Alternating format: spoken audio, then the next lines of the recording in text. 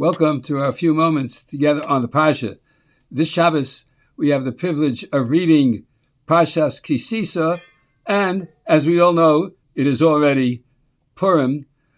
We should notice that the Megillas Esther not only hid who she was from Achashverosh, but the whole Megillah is a Megillas Esther. It's hidden. That is, Hashem's name is hidden throughout the Megillah. The miracle and how it came about is hidden. That's why when it says in the Pasuk that King Achashverosh asks Esther who she'd like to come to the party, she says, Yavo HaMelech v'Haman Hayom. And if you'll take a look at the first letter of those four words, it's Yavo HaMelech v'Haman Hayom Yutke Vavke. Hashem's divine name is hidden in the coming to the party that Esther was making. In Parshas Sisa, one of the psukim that we said today when we prepared on Tanis Esther, when we said the special keynotes that we say on Tanis Esther, we said, Zechor li Avraham li Yitzchak li Yisrael avadecha. Moshe Rabbeinu says, remember what happened with Avram, Yitzchak, and Yisrael, your servants.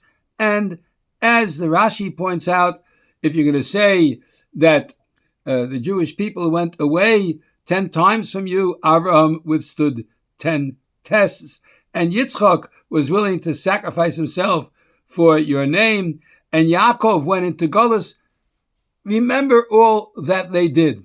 The Rabbeinu B'chayai, when talking about that particular pasuk, says, who's mentioning this now in prayer to Hashem? Zechor la'Avraham liYitzchak liYisrael avadecha. Who's using that pasuk as part of his prayer? Moshe Rabbeinu.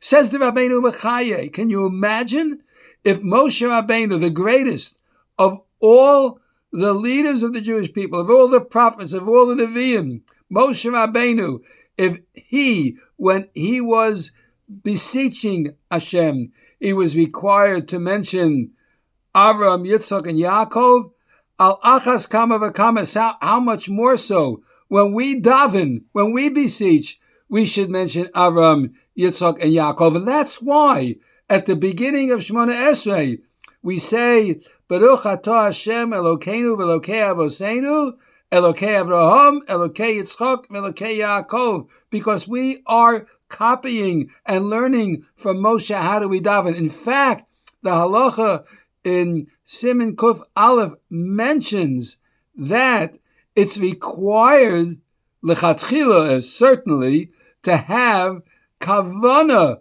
when you say those words. You have to have intent and pray for the sake of the Jewish people using the names of Elokei Avraham, Elokei Yitzchak, Elokei Yaakov, and to say it with kavana. And there's a discussion between the Mechaber and the Ramah whether or not, if you didn't say it with kavana, if you have to repeat the Shemona Esrei. All right, we don't repeat. And you'll take a look at the Mishnah Berurah there, you'll see he explains why we don't repeat. Possibly, even if we repeated because we didn't have kavana, it could be we might end up not having kavana anyway. So we don't repeat. But lechatchila, to begin with, it's certainly required for us to have kavana in praying to Hashem on behalf of the Jewish people using our forefathers. But this is a hidden thing in Parshas Sisa, just like the miracle of Purim is hidden in the Megillah and Hashem's presence, which is always there and comes and brings about the salvation of the Jewish people. If we think to ourselves, there's not much we can do to help the Jewish people, what can I do? Okay, I can enjoy the Purim Yom Tov, maybe eat a hamantashen, maybe participate and make a l'chaim on some wine because the miracle happened with wine. But ultimately, the prayers, the tefillah of the Jewish people has the opportunity and the ability to bring the salvation. Okay, Abraham, Yitzchak, and Yaakov. And when Esther went into the king, she went into the king with the prayers of all the Jewish people, as she said that Gam ani v'narosai otzum kain, they will fast, I will fast, and that's how I will go to the king. Yovo hamelech v'hamon hayom, may the king and Haman come today. Yudke Vavke, Hashem is coming with me. Elokei Avraham, Elokei Yitzchak, Elokei Yaakov. Moshe Rabbeinu prayed for this. Certainly we should. Esther has it seser, quietly, secretly hidden within the Megillah. The prayers of the Jewish people are what brings about the salvation of Klal Yisrael. Let us take this into consideration on this Yom Tov of Purim and bring about that our prayers are with kavanah, with intent, with purpose, with feeling, so that we can see the eventual salvation of the Jewish people coming speedily in our time. And just as it happened at the time of Purim, like Hudim Haisa Oda V'Simcha V'Sasim Yikar, Kain Tihi Elanu, so should it be for us too. We daven on behalf of Klal Yisrael. I want to take this opportunity to wish a wonderful Shabbos, a Shabbos Kodesh, wonderful, good Shabbos to all of Klal Yisrael, to all our friends and members in the Young Israel Beth El Bar Park, and throughout the world.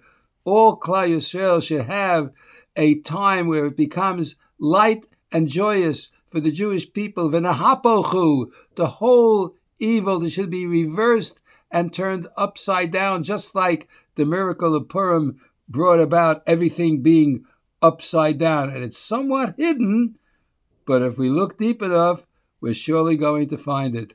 Shabbat Shalom, Simchas Purim, Lakol. Everyone should see the future of the Jewish people bringing about only the very best result for Klal Yisrael, as once again the demonstration of Hashem's divine presence in the history of Klal Yisrael shows itself to bring about that we see the salvation of Am Yisrael.